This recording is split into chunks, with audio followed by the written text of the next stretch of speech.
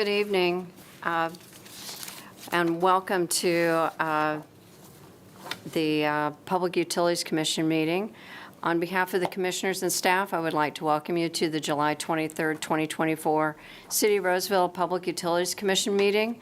This 7-member commission is responsible for studying and advising the City Council regarding all utilities owned or operated by the city, including electric, water, wastewater, and solid waste. The Public Utilities Commission advises the City Council regarding planning, rates, public information, cable television franchises, and other matters regarding to such enterprises, and may also hear citizen complaints as to operational rates. The Public Utilities Commission also advises the City Council regarding the activities of such joint powers agencies as the city may be a member of, or which relate to such utility enterprises. At this time, I'd like to ask everyone to please put your electronic devices on silence. Pam, would you please call the roll? Commissioner Bilski? Here. Commissioner DeMarchi? Here. Commissioner Knox? Here. Commissioner Maish? Here. Commissioner Springer? Here. And Chair Webb. Here. Commissioner Mace, would you lead us in the Pledge of Allegiance, please?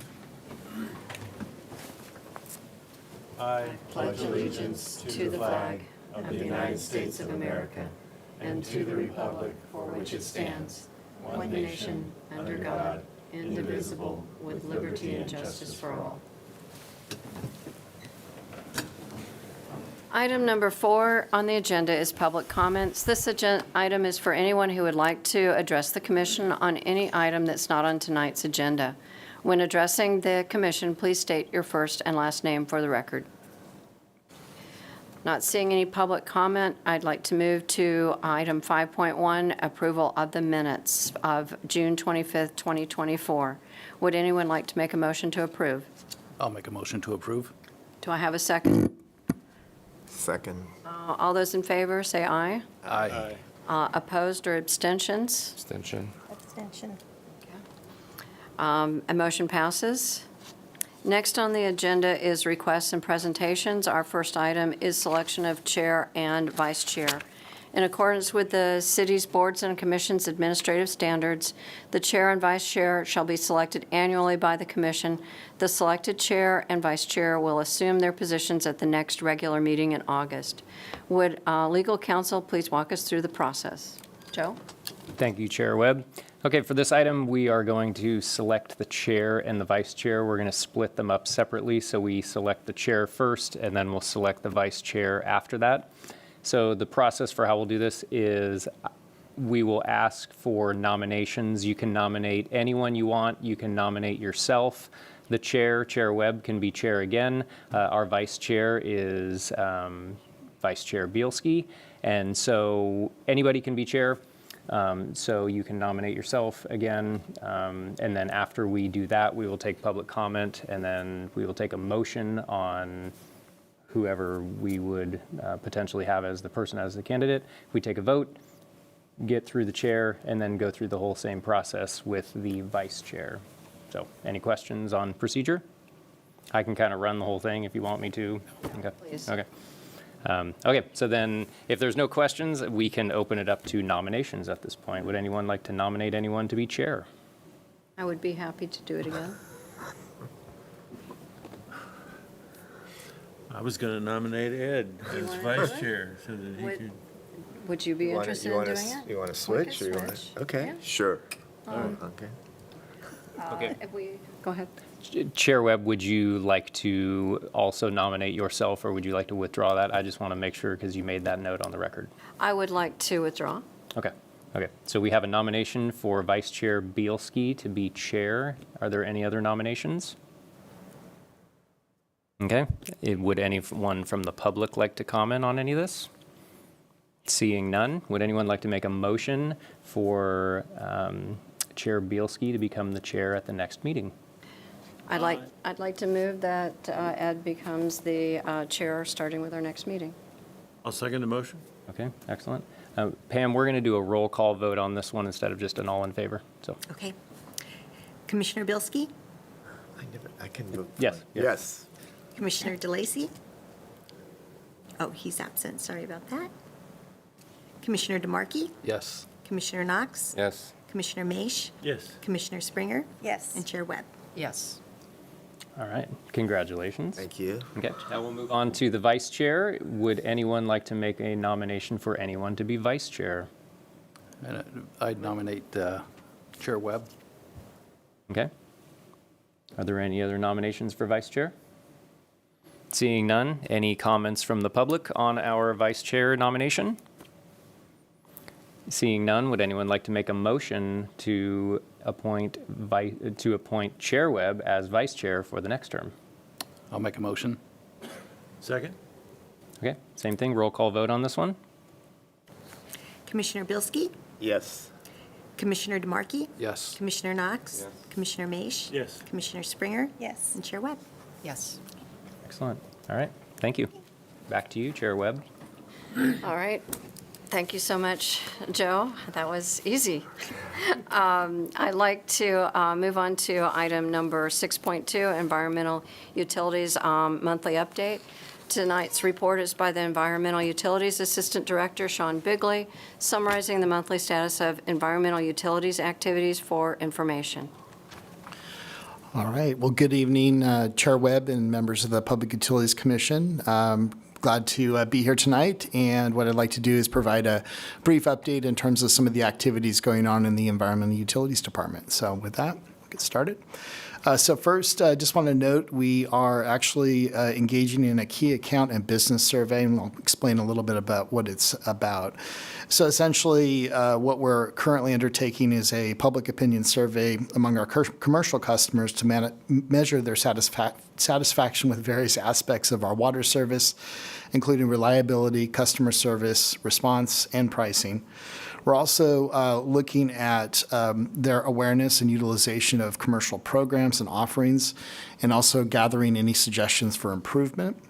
The survey is part of a broader statewide initiative managed by the California Municipal Utilities Association, which we are a member of.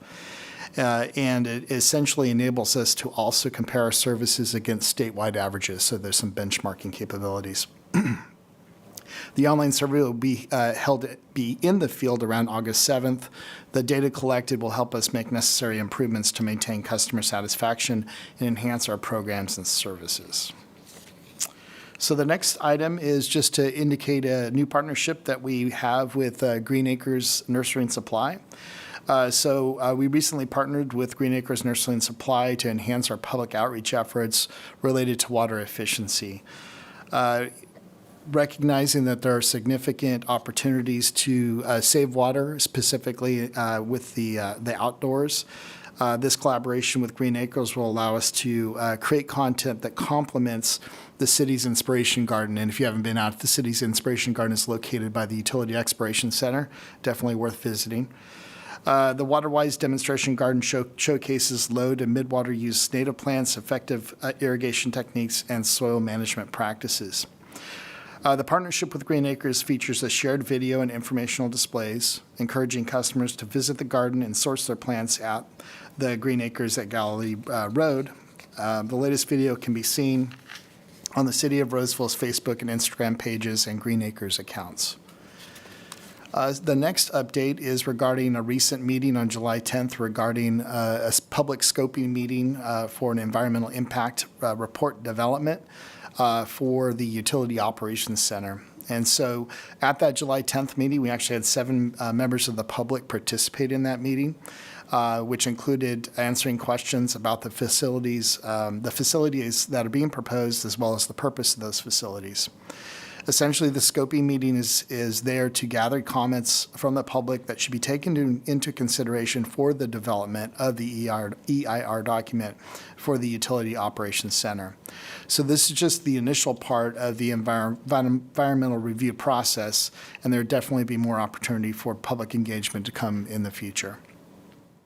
The last thing I wanted to end with was last month we provided an update regarding the Making Conservation a California Way of Life regulation, indicating that the adoption of that regulation was imminent. I do want to share that with the Commission that the State Water Board did in fact officially adopt that regulation as of July 3rd. The regulation becomes effective January 1st, 2025, and the state enforcement activities start in 2027. So that's going to be a pretty huge lift for our program, our water efficiency program, and so we'll continue to provide updates as implementation happens, and it will have some significant impacts in terms of water conservation within California. I'll say that Roseville's well-positioned in terms of this regulation. It won't be easy, but I think certainly the investments we've made over time are going to be helpful in terms of meeting this mandate. So with that, I'll stop there and answer any questions you may have. Questions? Yeah, just to refresh our memory, what were some of these mandates? Yeah, so essentially what it is the mandate is actually a requirement that's placed on the city of Roseville. It's not an individual residential or commercial mandate, but what it is essentially a water use reduction target that's placed on the city of Roseville, and it's actually made up of 4 key elements. It's essentially indoor water consumption, outdoor water consumption, commercial, industrial, and institutional use, so in the business community essentially, and then also a focus in on reducing the amount of water leakage within the city side of the distribution system. So those targets essentially sort of roll up into a citywide target that the city of Roseville will be subject to over time. We've done some analysis in terms of what that looks like over time. Right now, it's looking about a 9% decrease of water usage by about 2040.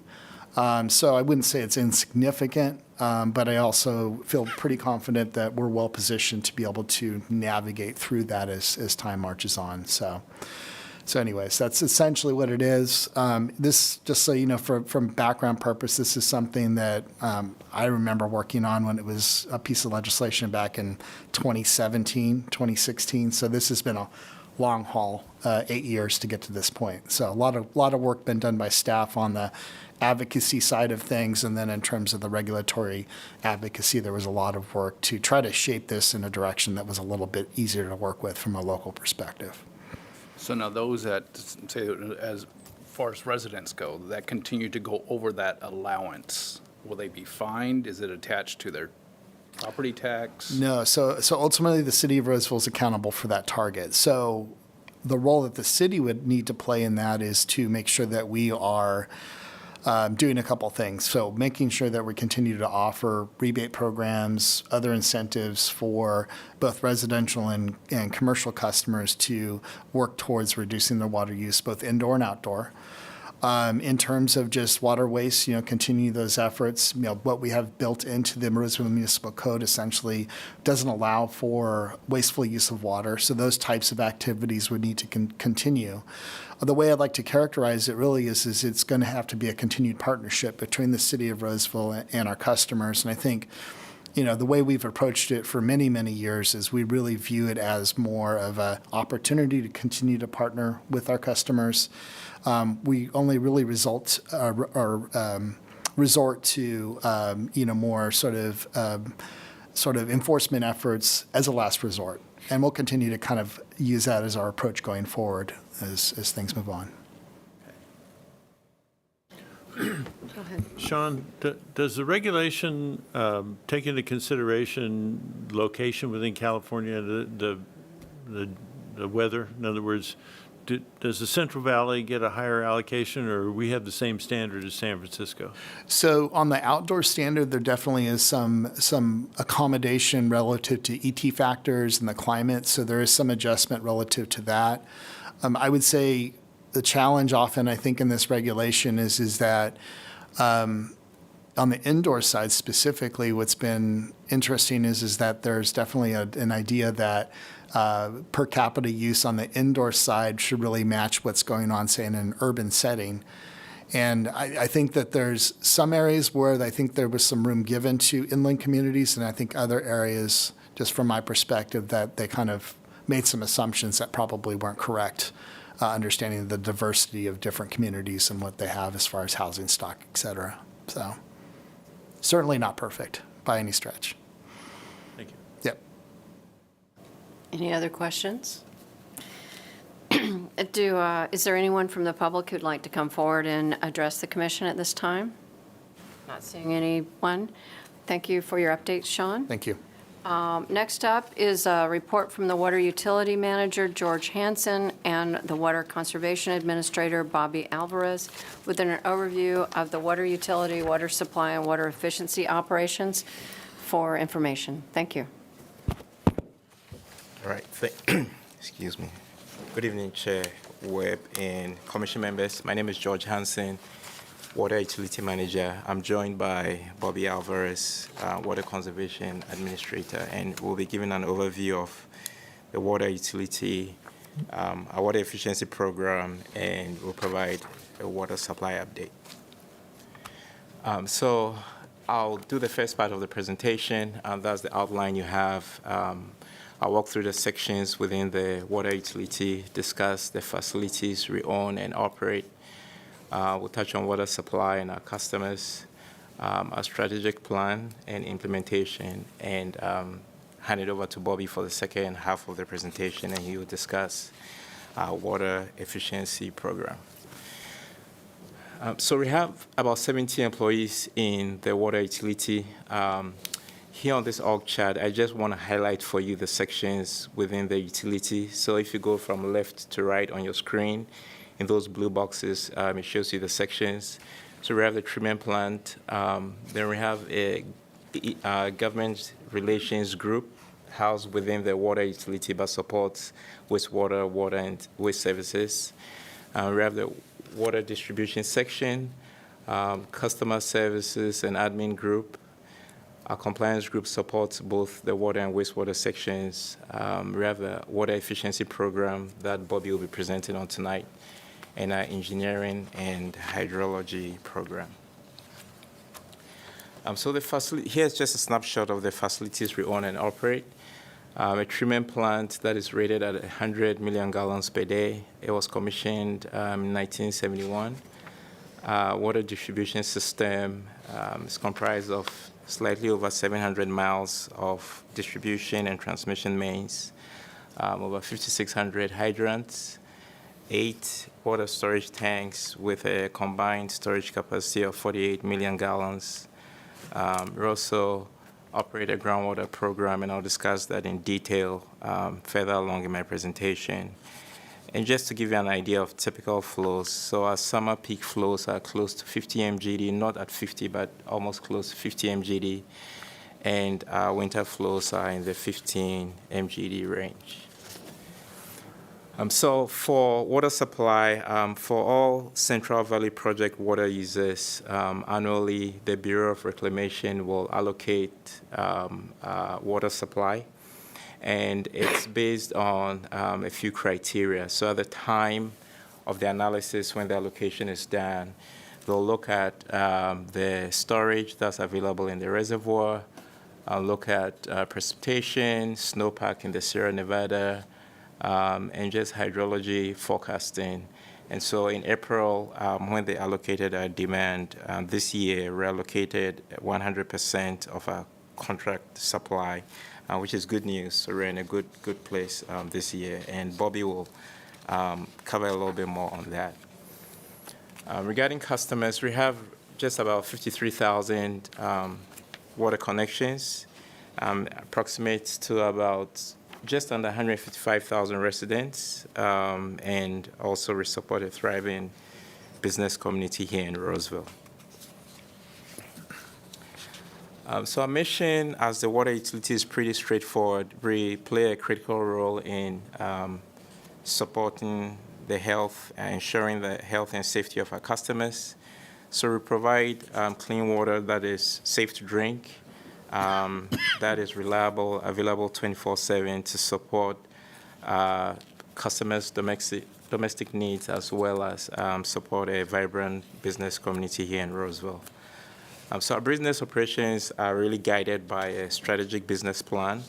One, the plan is supports the overarching priorities of City Council, and also gives us a roadmap for moving forward our core mission areas, which I'll discuss on the next slide.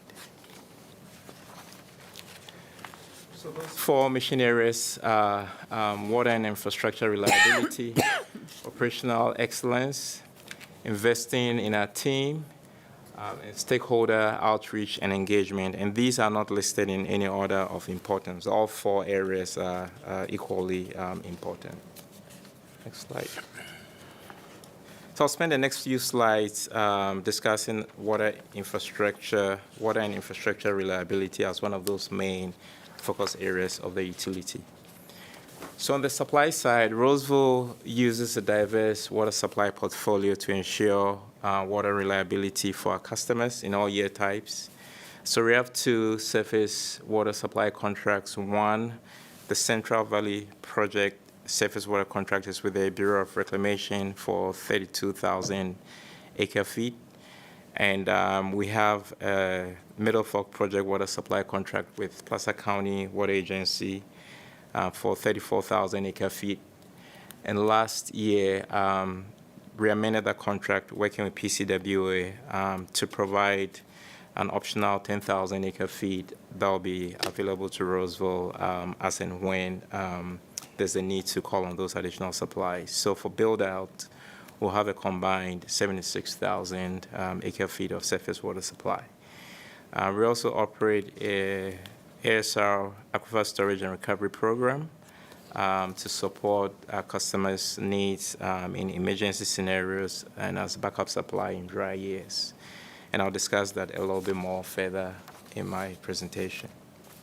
So switching over to the infrastructure reliability side, we are currently involved in a broad range, a large scope of efforts working with our regional partners on two things. One, exploring avenues to expand existing infrastructure to support long-term water supply reliability on the infrastructure side, and also looking at new options for alternate conveyance to enhance that redundancy and reliability of the infrastructure. And I'll highlight three of those efforts on the next few slides. So our raw water conveyance project is a drought mitigation project. It essentially will allow Roseville to access Middle Fork Project water supplies, existing supplies. Currently, those supplies are only accessible to us by routing them through the single intake point at the Folsom Reservoir. So what this project, the plan for this project is to create a diversion point upstream of the Folsom Reservoir by connecting Roseville's system to Placer County system. The current partnership is with the Army Corps of Engineers. They are the federal sponsor for the project. And currently we are working on a project partnership agreement. So once we execute that, we'll move forward into the environmental phase and the planning and design phases. And ultimately, the goal is to create that redundancy so that in the case of a drought, if a Central Valley Project water supplies are cut back, we would be able to access directly from PCWA Middle Fork Project water supplies. The next effort is the Folsom Reservoir Reliability Project. This is in partnership with the City of Folsom, San Juan Water District, and in close collaboration with the Bureau of Reclamation. And currently what we're doing is we're working on technical studies to evaluate options for potential installation of additional intake facilities, redundant intake facilities at the Folsom Reservoir to help support dry year events in the case of an extended drought if we are faced with a dead pool situation at the Folsom Reservoir. The idea here is to create redundant intake facilities that will help support delivering water to Roseville, even in those scenarios. The River Act project has been around for a while, since the early 2000s. The current partnership group is comprised of City of Sacramento, Sacramento County, Placer County Water Agency, California American Water is considering joining the partnership, and Roseville EU is actually considering I think in the next month or two, going back to City Council to request authorization to rejoin the partnership. This will provide, it's a regional, it provides a lot of very strong benefits regionally for improving water supply reliability for the entire region, for the entire Sacramento region, and also has significant environmental benefits as well. So as we've explored and been looking at our various options for long-term reliability, we feel the timing is right to be very strategic for Roseville to rejoin the partnership, participate in the environmental work that the partners are getting ready to kick off. And then that gives us more options, flexibility down the road to decide how we might participate in the implementation phase, the project implementation phase of the project. The next is our Aquifer Storage and Recovery Program. I mentioned the diverse portfolio that Roseville uses to ensure that in dry years we can support our customer demands, water demands. So that's what the ASR program helps us do. Currently, we have 6 ASR wells. We are working on adding 2 wells to our inventory. We completed the below ground installation sometime March, April, earlier this year. And so we are working on the design of the lift stations and the above ground improvements, and we anticipate completing construction of those sometime in 2026.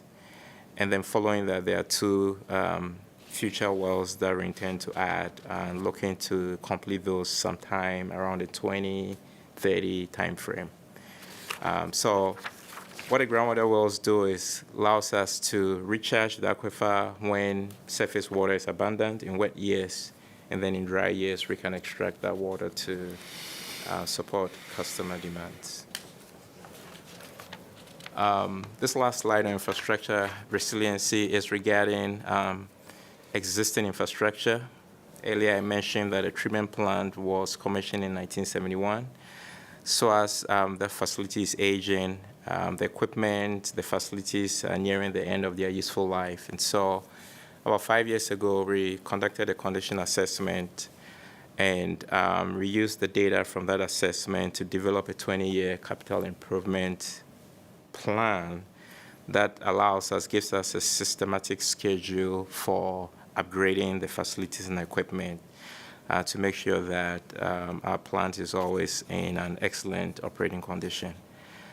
Similarly, on the distribution system side, we did a similar thing. We did an assessment in that similar time frame on the transmission mains. We've done some assessments in-house on the distribution mains. So we've been planning and implementing capacity improvements, rehab, infrastructure rehab projects for our water mains in the older parts of town. And we'll continue to do those improvements to upgrade the older infrastructure in those parts of the city. The next focus area is stakeholder outreach and engagement. I've mentioned some of those partnerships earlier, so I'll just touch on a few highlights here. As I mentioned, PCWA, we are working with them on several fronts on leveraging opportunities to share resources and increase redundancy and reliability for both our systems. Continuing our work with Folsom, City of Folsom, San Juan on the Folsom Reservoir Resiliency Project. On the groundwater front, Roseville is part of the West Plaza Groundwater Sustainability Agency, and there are 4 other GSAs that are part of that North American sub-basin. And so jointly, we are working on implementing our groundwater sustainability plan, which is a long-range plan for ensuring sustainability of the groundwater basin over the next 20 years. And we're also continuing our work with Regional Water Authority on a couple of initiatives, one of which is the Regional Groundwater Banking Program.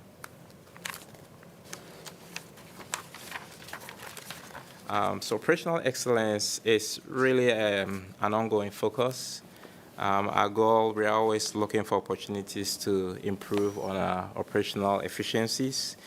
whether it's through technology investments or adding resources to provide adequate organizational capacity to meet the changing demands, to meet the growth and additional mandates that we're constantly faced with. On the security side, we're putting a lot more resources towards cyber security and also physical security as well of our assets to ensure that we're continuing to harden those assets to try and mitigate against potential threats from any bad actors. Same for emergency management planning. We're increasing our efforts there to continue to improve resiliency of our operations. The fourth focus area is investing in our team. And so environmental utilities, the water utilities are the point where employees who have been here over the past couple of decades are getting ready to transition out of the workforce. So we've been working on a mechanism to ensure that we're transferring that institutional knowledge from those who are transitioning out to the newer workforce and building the next generation of leaders that will carry the mission forward. So we're also making deliberate efforts to increase resources towards workforce development to prepare that next generation of the workforce and the water leadership. So with that, I will turn it over to Bobby to continue with the water efficiency program. Thank you, George. Hello. Chair Webb, Commissioners, members, thank you for having us. First, I want to just kind of briefly go over the drought monitor, our weather conditions, and our lake conditions, and then I'll jump into our water efficiency section. So on the left, as of July 3rd, you'll see just some tips of California that had some unusually dry portions, but nowhere near where we were just 2 years ago. So it's a relief to know that we're not in those types of conditions right now. In terms of our weather conditions, the precipitation was just a little slightly below average at 47 inches of water. And they happened at the right time as well. So last year they happened a little bit during the warmer weather where they weren't able to turn into snow, but this year it turned out really well. On the next slide, in the center section is the central area. As you can see with that blue line, we also had average snow water content, which was really nice. The snow's all gone now, but that really helped out with our lake conditions. Next slide, please. For Folsom Lake, we were above historical average all year, and we haven't seen that in a long time. And current capacity as of this date is at 82% capacity. So in terms of where we get our surface water, that's really good to see. For Lake Shasta, same there, all year long above historical average, which is really great. And they are at 85% capacity. And Lake Shasta is 4.5 times the size of Lake Folsom. The next slide, I wanted to just show the water conditions throughout the state of California. We see a lot of blue on this slide. So it looks like, for the most part, a lot of the major reservoirs are doing good in terms of water supply. Getting into water efficiency section, we have 6 full-time staff. We have a couple of 1,500 temporary people and 3 office assistants. I won't go down all the services that we provide, but as you know, Water-Wise House Calls is one of our big services, commercial surveys, and our Cash for Grass program. Just to note that since inception of our Cash for Grass program, we've rebated and removed 2.7 million square feet of turf, which resulted in about 92 million gallons, estimated 92 million gallons of water per year saved. And also want to mention that, with with AMI, we'll be able to, we only had a portion of last year, but this year will be our first year where we will really be able to rely on AMI to detect a lot of the leaks that we have throughout the city. On the next slide, this is just a snapshot of what our treatment plant produces in base year 2020. They actually produced this year. The base year used to be 2013 when Governor Brown was in office, but when Governor Newsom came into office, they changed the base year from 2013 to 2020, which made it a little bit tougher because we actually used 2013 because that seemed to be a normal water use year. So it makes parameters a little bit tighter.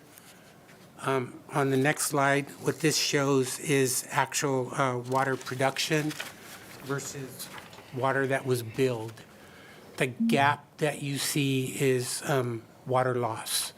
And our water loss averages about between 9 and 12%.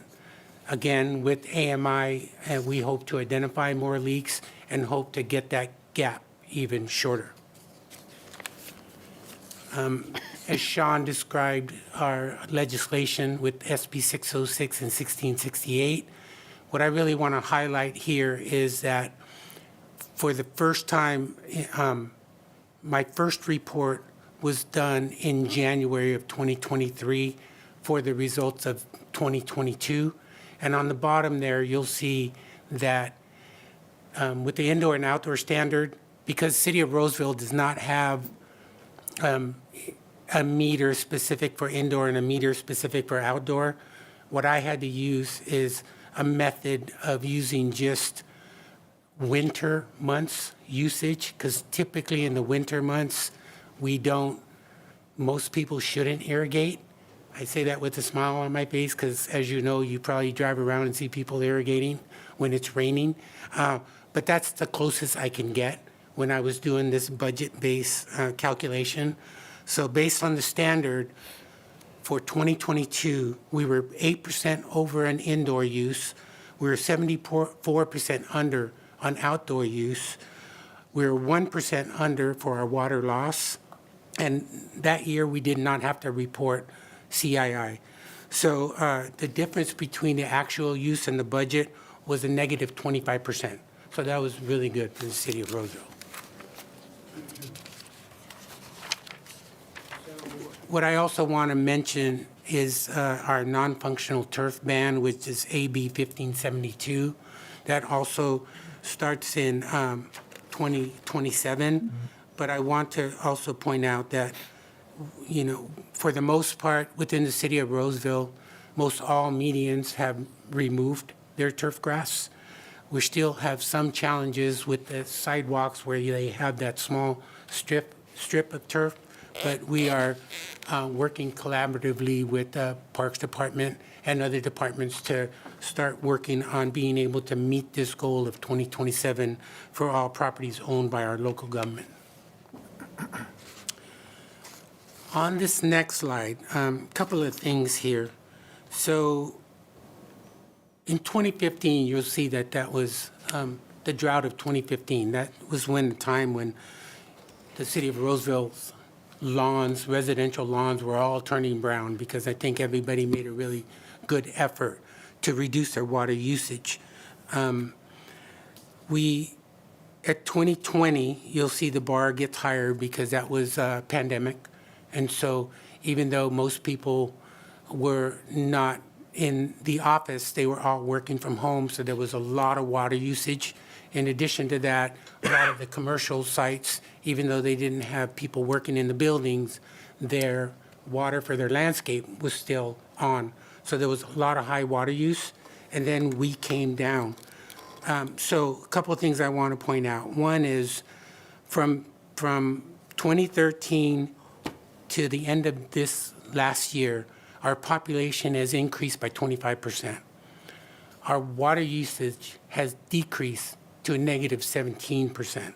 So that's huge. In addition to that, I want to point out that in 2015, our GPCD was at 166 gallons per person per day. In the end of last year, it only jumped up 7 gallons at 173 gallons per person per day. So keep in mind that we are not in a drought. We have a lot of water supply, but yet the efforts that the city of Roseville made and the efforts that our customers have made are showing that they are learning how to use water more efficiently. What I also want to point out is in 2008, our gallon per capita daily was 290. As today, it's 173. So that's a drop of 117 gallons per person per day. Just marketing and outreach, there's a lot of great things that we are doing, and our PIO, Maurice Cheney and his group, they're doing a lot of really great things. Sean mentioned the Garden Life videos that we are doing, our partnership with Green Acres. So we're really getting out into the public and talking about water efficiency. Some of our projects, we do the farmers market, we do downtown Tuesday night, we do Earth Night. Lower left-hand corner is Mulch Mayhem, which I gotta mention, Mulch Mayhem is probably one of our most popular. People love a free yard of mulch. But this year, it rained. I watched the weather to the very last day and had to make a decision, because if we don't remove the excess mulch from where we hold the event, we have to remove it. So that would be extra effort. So I had to make the decision to cut the amount that we ordered in half. Now, half meant 150 yards of mulch. It rained the entire time we were there. My entire staff and I were soaking wet, and the cars did not stop coming in. In fact, some of them were a little bit upset, but luckily for us, our partners at PCWA had the event on the same day, and they said that it was fine for us to send City of Roseville folks out to their event, which they made them very happy. So anyway, with that, I just want to close with a few accomplishments. Again, I won't read them all, but our staff completes about almost 1,000 WaterWise house calls. We've increased our commercial surveys.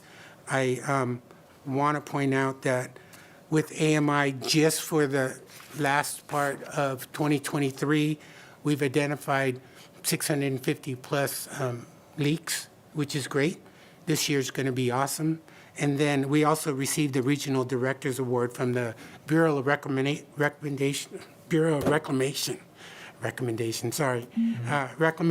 for being leader in water conservation efficiency.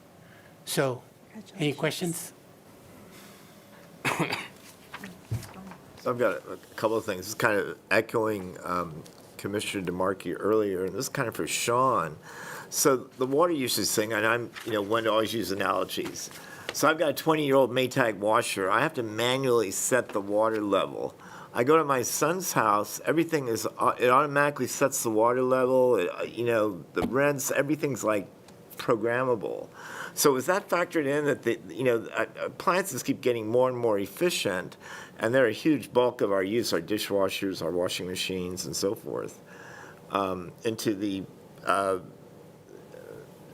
numbers they came up with for projecting water? Not really. No, not really. It's not really that granular, at least from the state's perspective. Excuse me. But in terms of the target itself, they make certain assumptions relative to water usage, and that rolls up into that target. I think the opportunity for the city is to continue to offer those rebate programs that offer those efficient appliances to kind of help move that needle to greater efficiency on the indoor perspective. But from a statewide perspective, it's really not that granular. They're kind of doing their level best to figure out the right number, or at least the right number from their perspective, based on literature reviews and studies, things like that. But in terms of specific appliances, things like that, they really didn't dive into too much of that. So back to the people watering when it's raining. So I put a new Rainbird, and it's got a rain sensor on it. You just set the thing, and if it's raining, it's not going to turn on. Mm-hmm. So, that part. More specific, you mentioned technology. We had that little cyber incident the other day. How vulnerable are we to cyber attack or anything that would shut us down technologically? Or don't want to get into too much detail Right. in terms of it, but I would just say that we're very well situated relative to making sure that the appropriate safeguards are in place relative to the technology that operates our systems. But I would definitely say just from a technology perspective, and also just in terms of our awareness, in terms of our policies and procedures, we're pretty well situated in Roseville. And of course, we're continuing to work on additional efforts to try to harden our facilities and harden sort of those areas from a cyber perspective, in close partnership with our information technology department here in the city of Roseville. So I, where I sit, I think we're in pretty good shape, but certainly we're continuing to look for those opportunities to make it even better. So. Thank you. Go ahead. I didn't see, I'm hoping you've got it, the amount of acre feet of water that we're capable of pumping groundwater? Because that's part of our portfolio, but I don't think it was included in the 78,000 acre feet. Yeah, I didn't think it was included in the packet. I think we are right around close to, with the wells, we have close to 9,000 acre feet. Got Something 4 like more that. coming, that'll increase it by another, That should increase it by another close to maybe 40% or something like that. so it'll put us up at 14,000 acre feet? Somewhere in that range, yeah. And I can get you the exact numbers, but the last numbers I saw, I think we're right around that, about 15,000 acre feet, something like that. And I'm curious if you have calculated our build-out demand. So our build-out demand was right around just a little over 60,000 acre feet, somewhere in that. 60, which is about double our current demand? Which is about double our current demand. I can't. So currently we are running right at about half of our capacity. The treatment plant is treating right around 50 MGD. And it's rated for 100 MGD. So we're right around about half of our demand. I can't imagine there's that much vacant land I know. left to Just develop in Roseville to double capacity. So you wandered over one of my personal things that drive me crazy, and that's the drought monitor map. So if you don't mind, I'm going to do just a minute or two. So this is produced by the University of Nebraska. My wife's from Nebraska. In Nebraska, it matters how dry the land is because it rains. And when it doesn't rain, they have a drought. And so what this measures is soil moisture, not reservoir levels. So our reservoir levels are clearly not in drought in California currently. But the land is dry because it's July. We have a drought every single year in California. It's called summer. And this map is completely worthless in California because it doesn't tell you anything about whether or not you have a problem or not.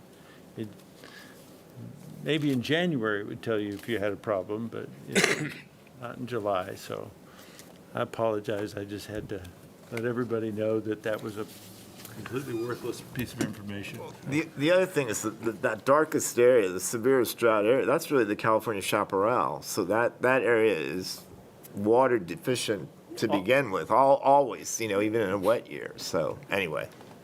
Yeah, and and I appreciate the point for sure, and I know that certainly there's always been controversy in terms of specifically how the state of California loves to use the drought monitor. The news stations love to use the drought monitor as an illustration in terms of the point.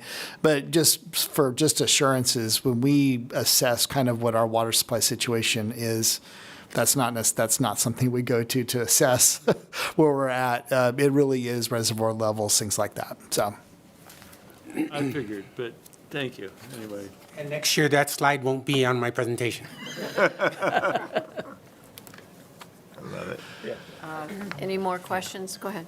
Bobby, the example of the city-owned turf replacements, like Washington Boulevard near where the bridge, Roseville Parkway, They did that fast, and it looks really good, so appreciate that. Great. Do we typically own, or does city own, like, between the street and the sidewalk? Is that it, or do we own that, all the grass, all the way up to the business lines?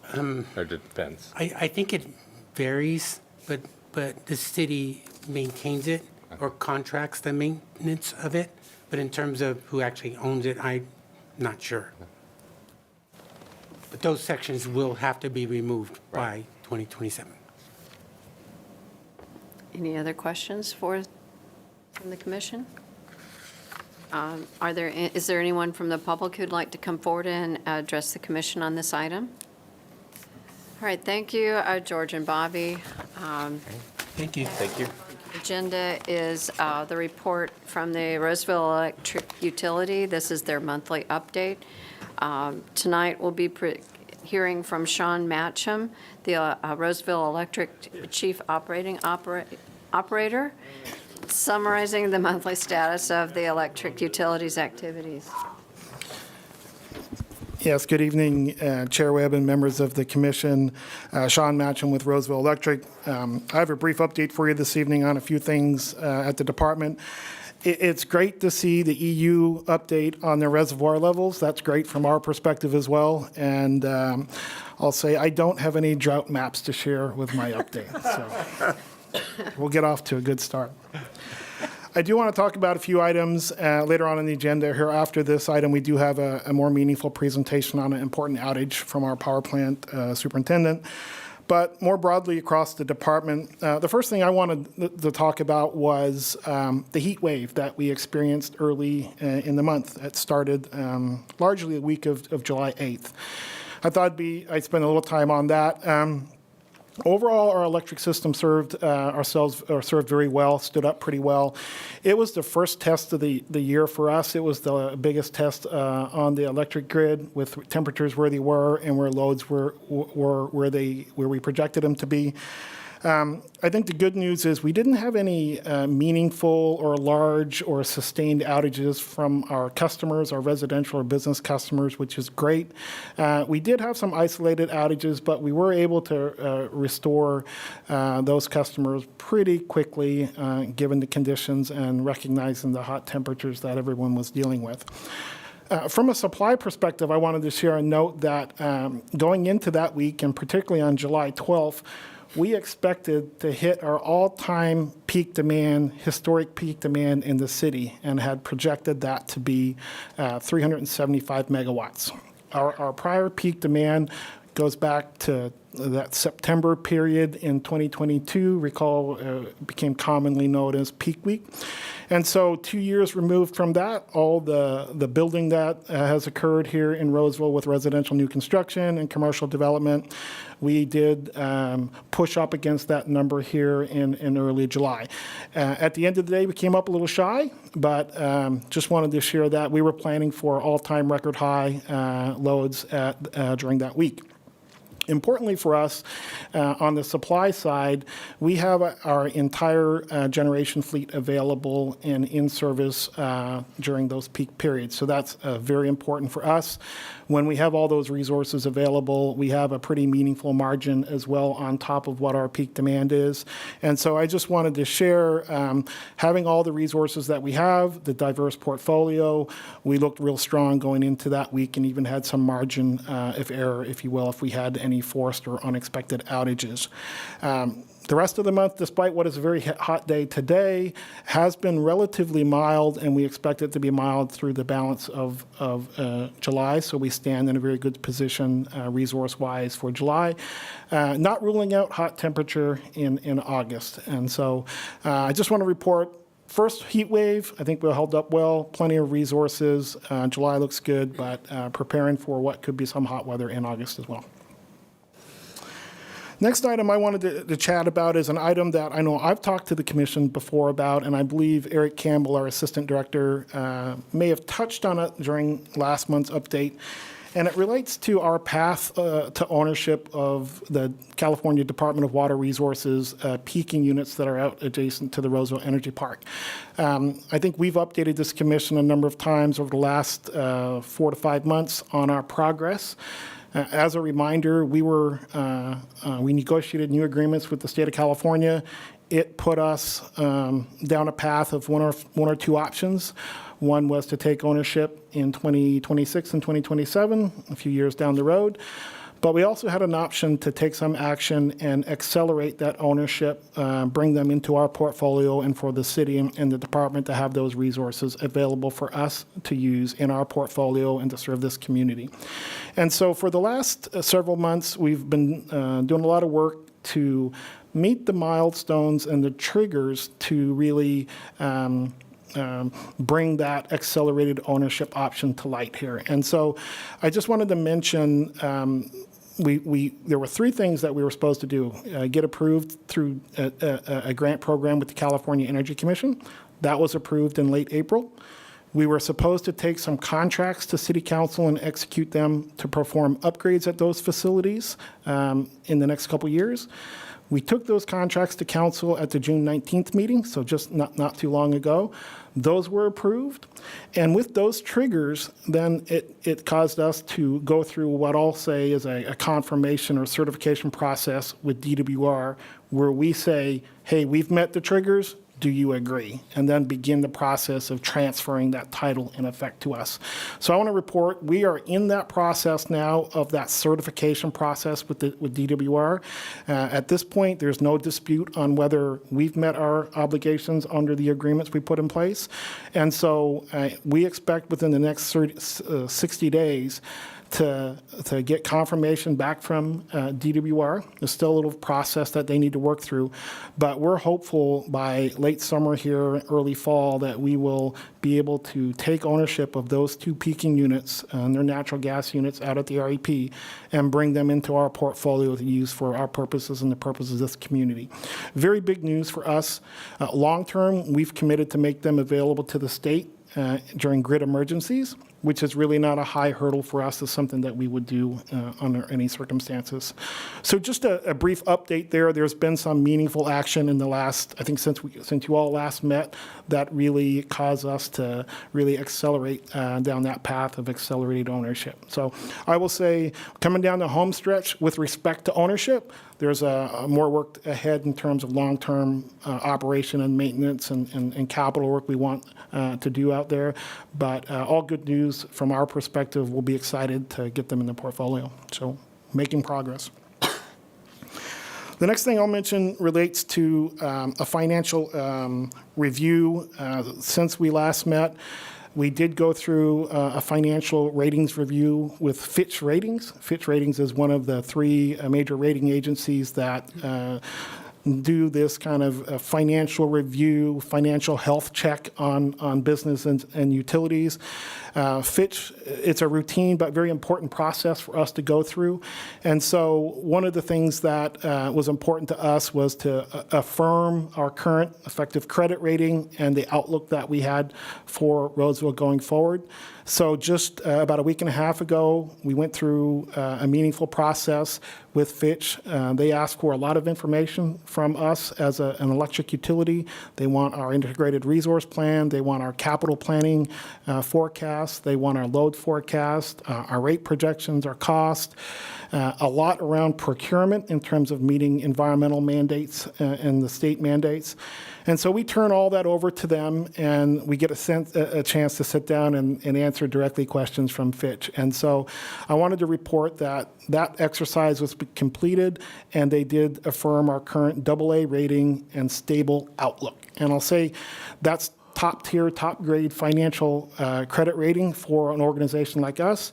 It's incredibly important for us to maintain that rating as it provides us access to capital markets at lower cost in terms of what interest rates could be. And so I just wanted to mention that it's a big exercise for our financial team. Our executive team gets involved with the rating agencies. And so good news on that part. I'll mention one of the things that was critical in terms of getting that rating as well as that stable outlook is the ability for us as an organization to adjust rates rapidly and quickly and have the support of the Public Utilities Commission and our City Council as our governing bodies. Our ability and the trust that has been instilled with the department, with the city, and our customer base to go raise rates when we need to puts us in great position and great financial strength and financial health, and that's a big part of what they look at. And so our outlook looks good. We will be going through this process with Standard & Poor's, the other one of the rating agencies, here in the next month. And those two agencies are important to us because those are the agencies that rate our outstanding bonds and debt that we have in the market. And it really speaks to our credit worthiness to meet the financial obligations of running the utility as well as those debt, bond, and covenants. So good news there on that front. The last thing I'll mention before going into our presentation relates to a question that was asked earlier about the CrowdStrike event that happened, last Thursday night, I think it was. So I wanted to touch a little bit on it because I think it's an important item to understand. You've all probably heard plenty about what happened. I won't speak about that. But with regard to the impact on our operations, particularly running critical infrastructure and the electric utility, I'll mention that it was largely our business. So the city was impacted by it like thousands of other businesses, and really anyone that was running a Microsoft platform was impacted. And so we had some of our business system impacted. But with respect to, and I'll just say, we had tremendous support from our IT team. They were here all night, and we were back, I will say, effectively back to normal by 11 o'clock the next morning. It happened about 9 p.m. the night of Thursday night. By 11 o'clock, you wouldn't even known it happened here in the city from a business perspective. With regard to utility operations, I'll just, and I've said this before, but I remind everyone, our business systems that run our email, our servers, and those sort of things, and our applications are completely different and separate from our control systems. We call it SCADA, the Supervisor Control and Data Acquisition Systems, that give us visibility to our distribution system, to our substations, the operations of our power plant. We keep those things pretty tied down, locked down pretty well. And so what I'll say is, despite what were some business interruptions, our access to have visibility to our grid, operate the grid, and operate our power plants was largely unaffected. And so that speaks well to the controls, the processes, the systems that we have in place as an organization and as a utility. As an electric utility, also, we have a pretty high bar to meet standards for SIP protection, SIP security, cybersecurity, and all those things all help. But a big part of it is keeping our control systems that operate the grid separate from our business systems. And so from a utility operations perspective, we floated through that pretty well unscathed. We did have, I think the most meaningful thing from a utility perspective that impacted our customers and us is our utility billing, how customers can contact us and pay their bills and things like that. Our payment processing was down from the event that happened about 9 or 10 o'clock Thursday night till about 11 o'clock on Friday morning. And so overall, I think very good. The city served well. We did well. A lot of organizations, I think, struggled a little bit more to come up and get back to routine business operations. So, with that, I'll stop with those 4 items as my department update, and I'll pause there and answer any questions before we have Nathan come up and do his presentation on our outage. Questions from this side? No? Over here? All right. Thank you, Sean, for your presentation. I'd like to let you know that the next item is the annual maintenance outage overview about the Roseville Energy Park.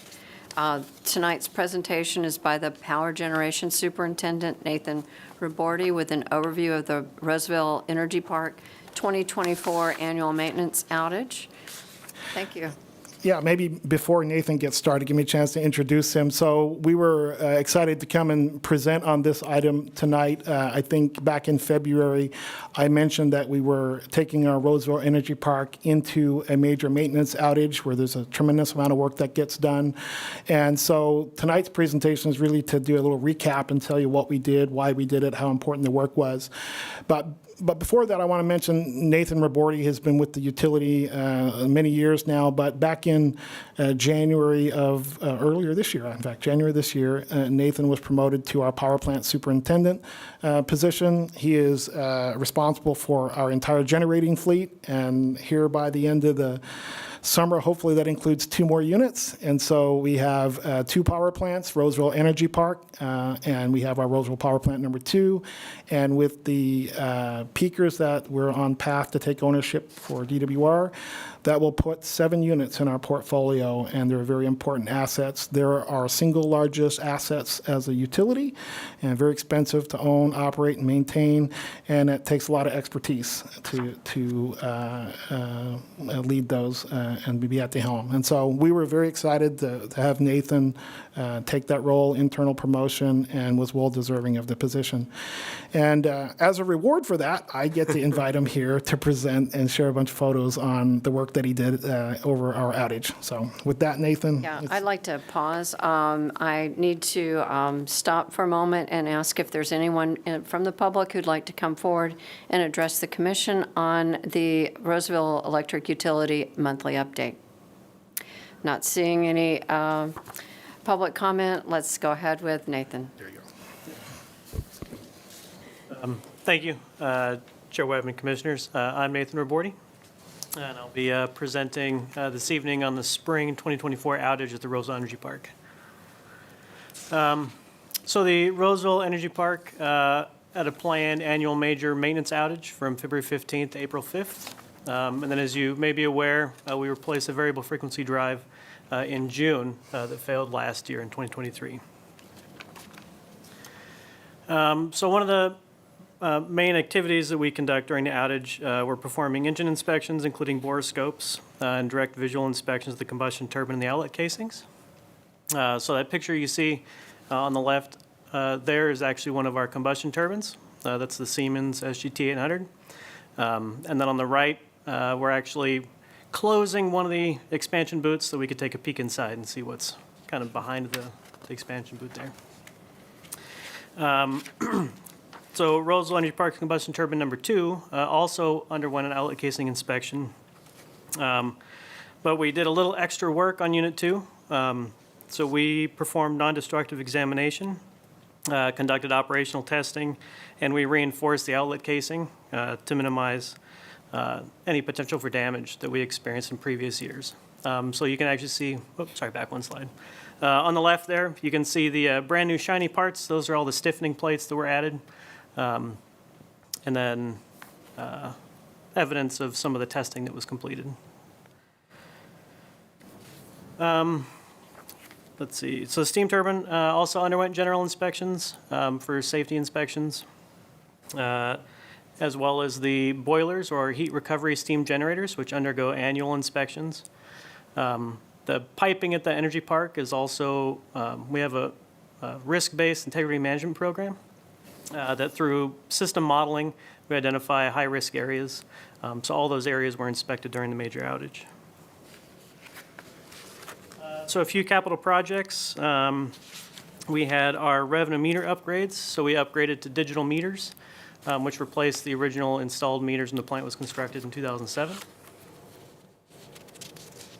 And then we also replaced the continuous emissions monitoring system. So this is kind of the continuous smog check. So it is always online, measuring the exhaust gases coming out of the stack, whether the plant is online or not. So we upgraded the programmable logic controllers as well as a data handling system on the back end.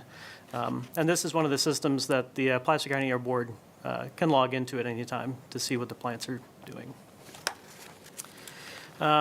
So in June, we replaced the variable frequency drive that failed. So some background, each combustion turbine has a variable frequency drive to run a large AC motor. kind of like your car. When you turn it over, the little start motor goes. It's the same, but this is a 700 horsepower motor that runs at 600 volts. So when it failed, the energy park production capacity was reduced to 80 megawatts, which is about half load. And we quickly put together a plan to put a temporary fix into place, restoring the capacity January 1st of this year. But it was a temporary fix because the parts were secondhand parts that we acquired from salvage. So the new VFDs were approved by council in November of '23. Long lead items, so they actually arrived in May of '24 of this year. The VFD replacements, so as soon as they came in, we took the combustion turbine number 1 offline in June and replaced the variable frequency drive. And unit 2s will be replaced later this year when temperatures start to cool off. Let's see. Yeah, so on the left-hand side, you can see the new drive was put in place. So we had approximately 1 week for the outage scheduled for the drive replacement, and we actually returned the unit to service a day earlier than anticipated. So a testament to the pre-planning that went into the maintenance crews and the engineering group that was involved in the replacement. Questions from the commission for Nathan?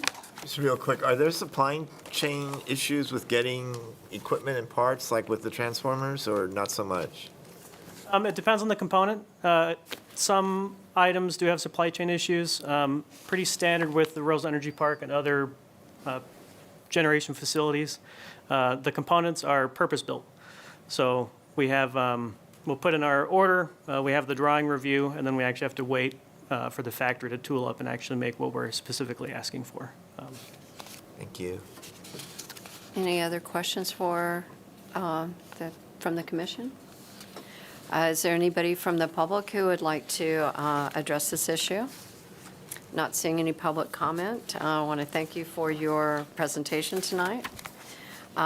Next on the agenda, thank you for your presentation, Nathan.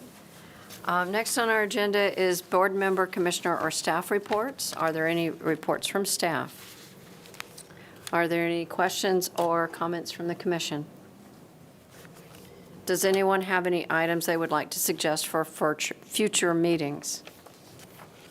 May I have a motion to adjourn? So moved. And a second? All those in favor? Aye. All opposed? We are adjourned. Thank you so much. Wow. Yes.